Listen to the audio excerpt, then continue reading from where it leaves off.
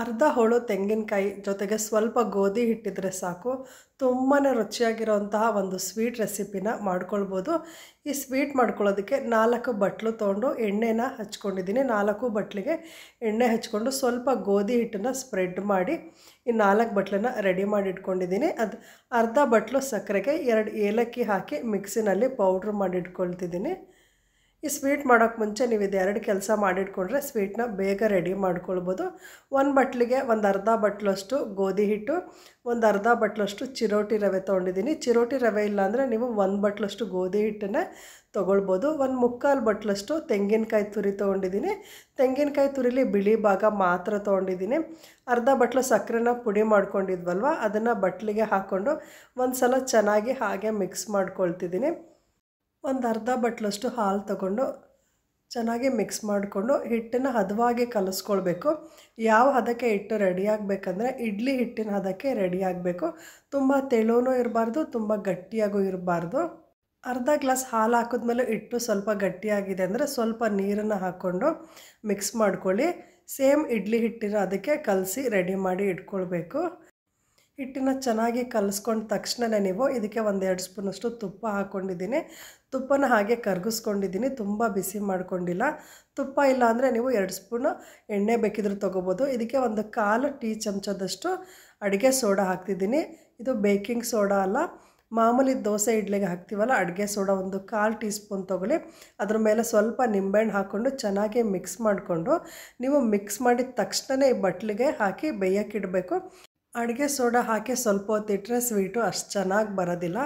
ನೀವು ರೆಡಿ ಮಾಡಿಕೊಂಡು ಅದಕ್ಕೆ ಬಟ್ಲನ್ನೆಲ್ಲ ಮುಂಚೆನೇ ರೆಡಿ ಮಾಡಿ ನಂತರ ನಾವು ಹಿಟ್ಟನ್ನು ರೆಡಿ ಮಾಡಿಕೊಂಡಿದ್ದು.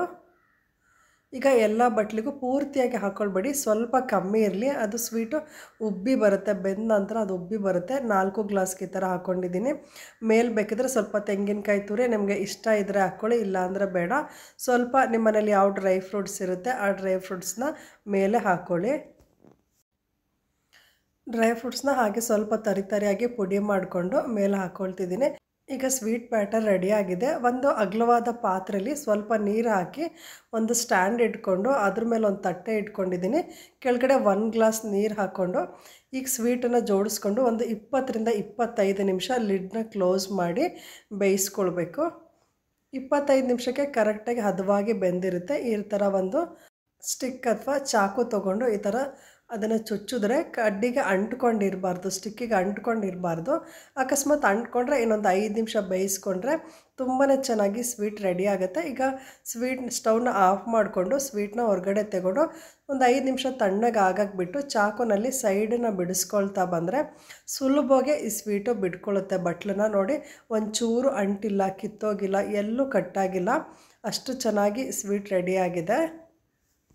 ಸ್ವಲ್ಪ ಗೋಧಿ ಹಿಟ್ಟು, ಒಂದು ಅರ್ಧ ಬಟ್ಲು ತೆಂಗಿನಕಾಯಿ ತುರಿ ಇದ್ದರೆ ಸಾಕು, ತುಂಬಾ ರುಚಿಯಾಗಿರೋಂತಹ ಸ್ವೀಟ್ನ ರೆಡಿ ಮಾಡ್ಕೊಳ್ಬೋದು. ಮುಟ್ಟಿದ್ರೆ ಅಷ್ಟೇ ಸಾಫ್ಟ್ ಇದೆ, ನೋಡಿ ಎಷ್ಟು ಸಾಫ್ಟ್ ಇದೆ ಅಂತ.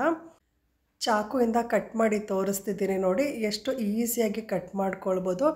ಒಳಗಡೆನೂ ಸಹ ಗೂಡಾಗಿ ತುಂಬ ಸ್ಪಾಂಜಿಯಾಗಿ, ಮುಟ್ಟಿದ್ರೆ ಸಾಕು ಸಾಫ್ಟ್, ಹತ್ತಿ ಮುಟ್ಟಿದಷ್ಟೇ ಸಾಫ್ಟಾಗಿದೆ. ಈ ರೆಸಿಪಿ ನಿಮಗೆ ಇಷ್ಟ ಆಗಿದರೆ ವಿಡಿಯೋನ ಲೈಕ್ ಮಾಡಿ, ಶೇರ್ ಮಾಡಿ. ಹೊಸದಾಗಿ ನೋಡ್ತಾ ಇರೋರು ಸಬ್ಸ್ಕ್ರೈಬ್ ಮಾಡ್ಕೊಂಡು ನೋಡಿ, ಫೇಸ್ಬುಕ್ಕಲ್ಲಿ ಶೇರ್ ಮಾಡಿ. ಮುಂದಿನ ವಿಡಿಯೋದಲ್ಲಿ ಭೇಟಿ ಆಗ್ತೀನಿ. ಧನ್ಯವಾದಗಳು.